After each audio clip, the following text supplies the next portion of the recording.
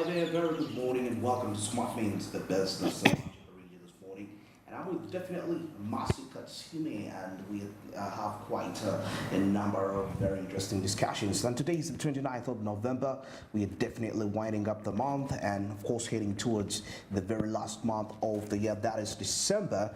But of course, like I always say, it's always good to challenge yourself. What is that thing that you've done about yourself? What is that thing? Are you improving on yourself? Well, before we go into any further discussions, Masi, good morning. How are you? How are you today?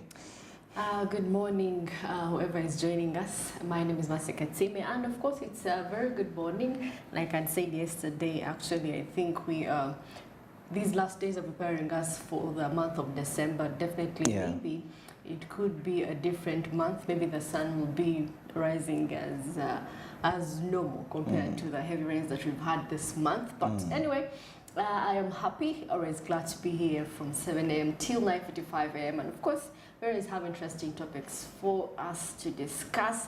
We learn, you learn. That is what we do here in Smart Men's Business.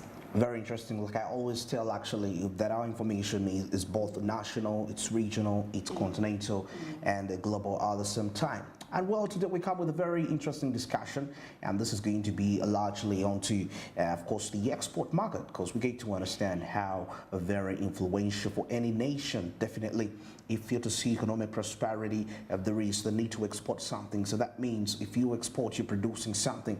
And this is quite very relevant from the economies that we've seen from way back. If we were to range from the 1950s, the countries which today we consider paradise, which weren't that way. But because of that deliberate effort to head into production, delivering of services, exporting these services to quite some other countries, so that explains why those economies stand where they are today, the likes of Singapore, Dubai, Israel itself actually, and many more. And today we are discussing that on Uganda's context, getting to see over the past decades what has it been like when it comes to the export promotion strategies that have been put in place, of course, by the different investment authorities within the country. Maybe probably on that note, I'll start with a report here.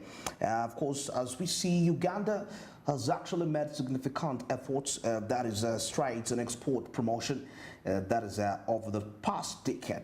Now, of course, now we are taking a look at between 2002 and 2014, way back before we can actually, because we are considering a decade, right?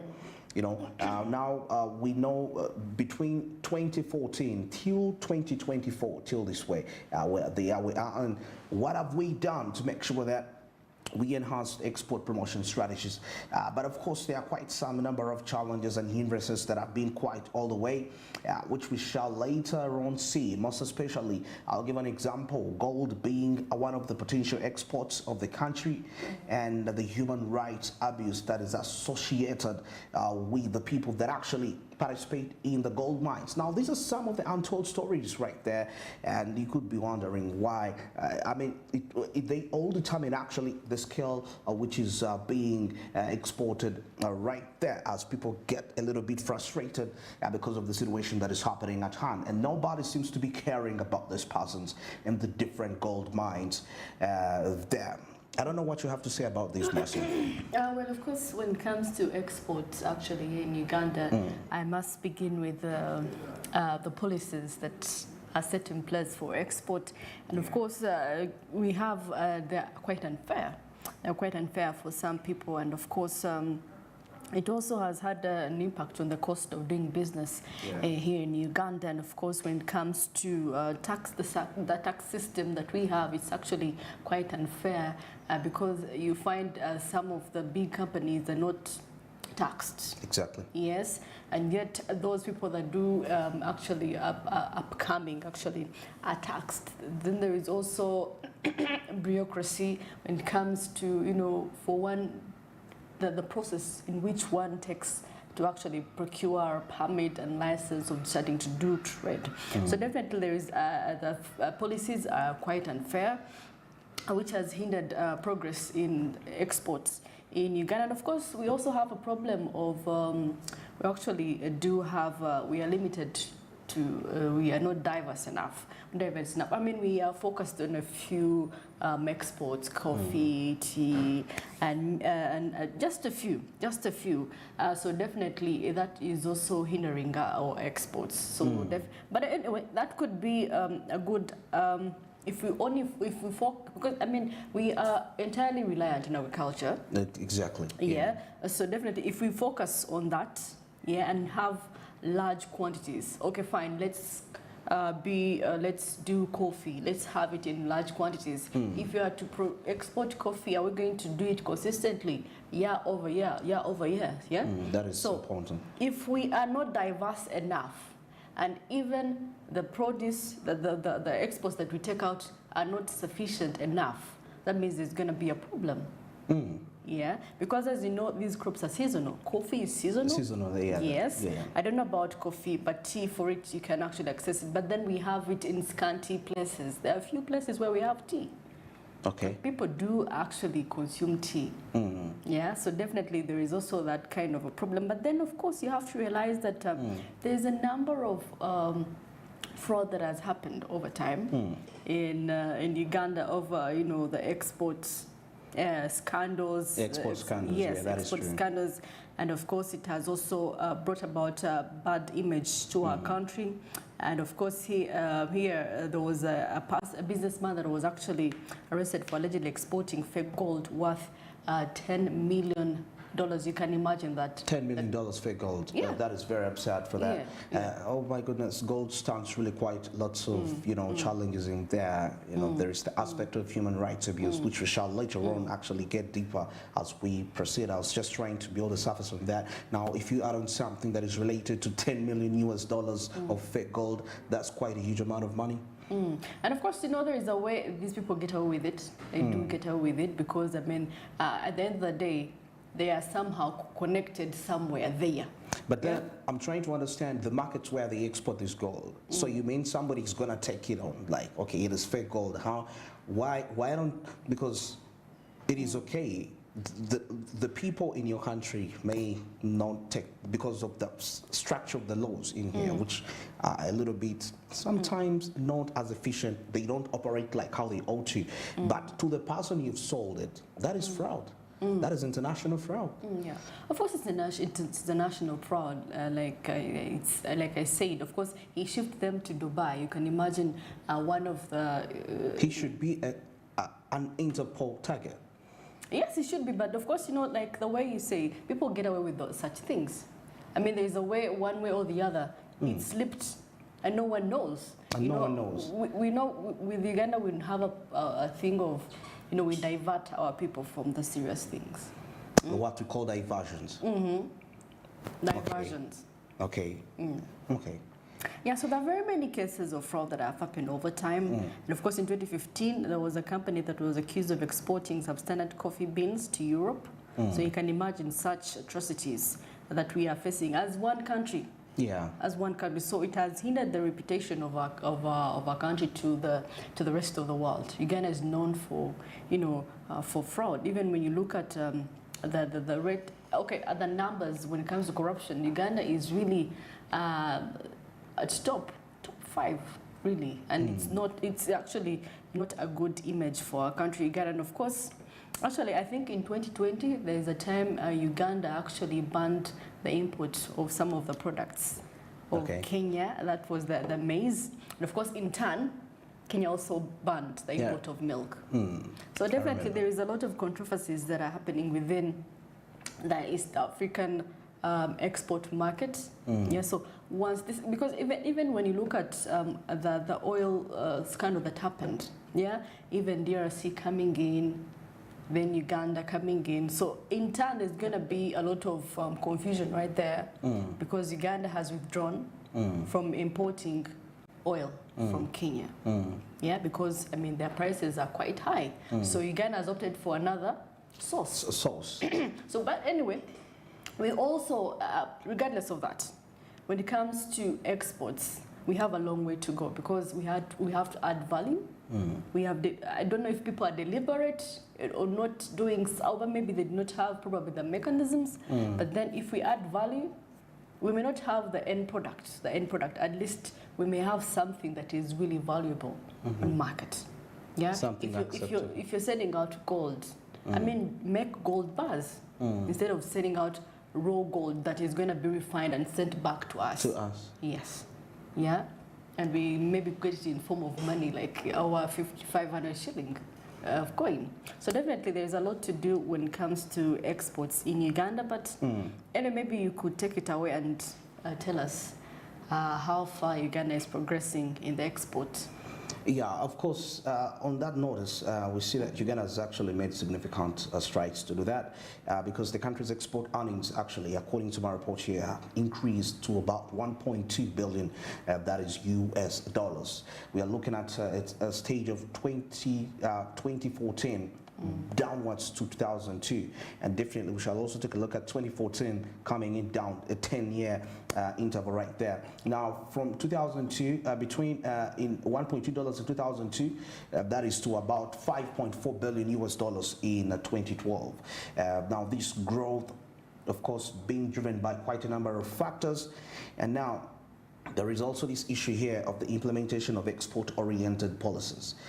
This part of the policies that have been responsible for those figures, and such as the introduction of Export Promotion Act, which was, I remember, in the year 2004, and the establishment of the Uganda Export Promotion Authority in 2005.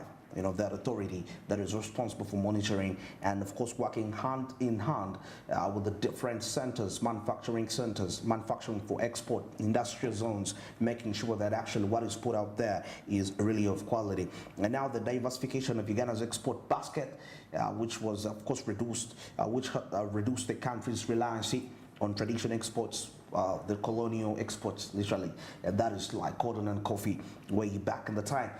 Yeah, and another strategy in here, part of the export promotion strategy, was the opening up of new markets, particularly that is in Asia and Africa. So how far when it comes to the success rate of the markets we've opened up on the continent vis-a-vis those we've opened up out there, we shall definitely be breaking down those details further.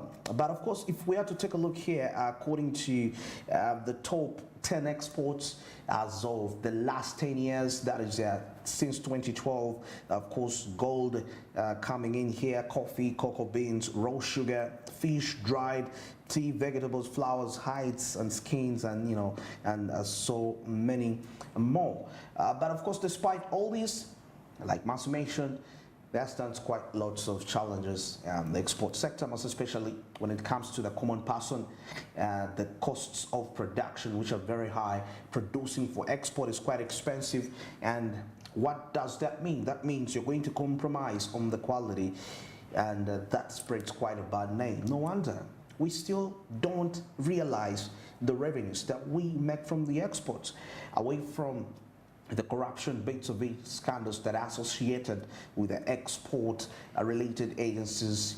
But there is also coming in down to the people that are actually making all this up. I mean, you know, producing these materials that are exported, they're not giving it their best in terms of the production, the quality, and all that. But anyway, we shall be resuming with this discussion later on. It's 15 minutes past 7 a.m. at this point in time. Let's take a look at what's making headlines in the press.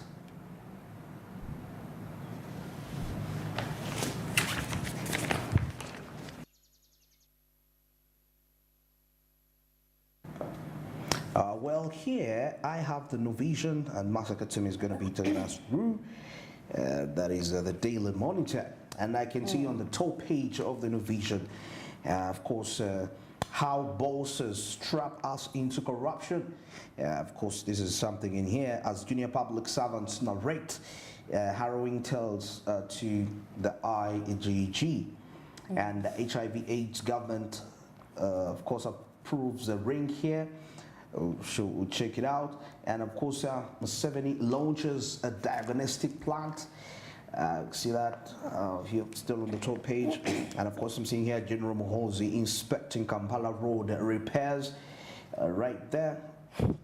Get yourself, grab yourself a copy. I don't know why Bas is smiling when I say that. But of course, still here the gender gap. Something here to do with the gender gap. About 800 billion Ugandan shillings project to start right there, and tough penalties for illegal alcohol sale here. So that is what is happening here. Well, of course, with me, I have the Daily Monitor, and of course, making headline is judges dismisses all grounds minister advances in an application to discontinue her trial at the anti-corruption court over the Karamoja and Shit scandal, ruling that this lady became an ultimate sacrifice for the rest, Sure. for the rest of those that were involved in the scandal.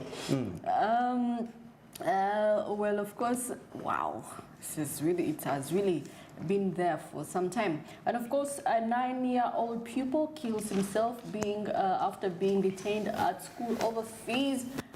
Detained at school over fees. Yes, the kind of trauma I think he went through, and of course, parents not coming in for him. We have to understand as well that this is not a kid's fault. Why would you detain a child? Yeah, absolutely true. Well, of course, business returns to Pondwed border.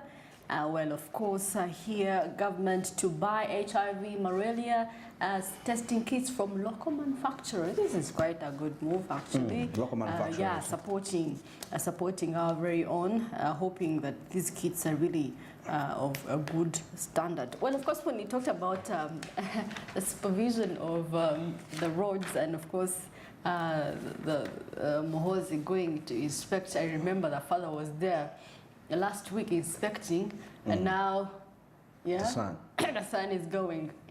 The son is really going. Do you realize something, by the way? If you're on the airport and you're landing in Uganda, what you see down, Uganda looks like a ghetto. Do you know what? I'm telling you the truth. Oh yeah. When you're like in a chopper, helicopter. Even when you're in a normal plane, I mean, you in a normal bus, you're landing down here. Why? Because of the poor roads, dusty roads, definitely the dust spreads across the buildings. Even the top buildings that we look up to and we say, hey, this is really great, they all look like ghettos. Why? Because of the state of the roads. The dust which falls on. So that is quite very key, most especially for the capital city. Don't you find it so actually quite, a thought that you have in your mind that we're having NAM and then the G77 summit and everyone is panicking. That is why people are stepping in themselves to see how far this is progressing. It just reminds me of the Chogam time. Though we're little, some of us were little, but then, trust me, there was a lot of scandals that happened within Chogam. And of course, this time they're not going to be actually buying in new vehicles for these delegates. Yeah, they're going to be using vehicles of their very own. I don't know if ministers are going to be willing to give in their vehicles for the delegates, yeah. Hopefully. But it's gonna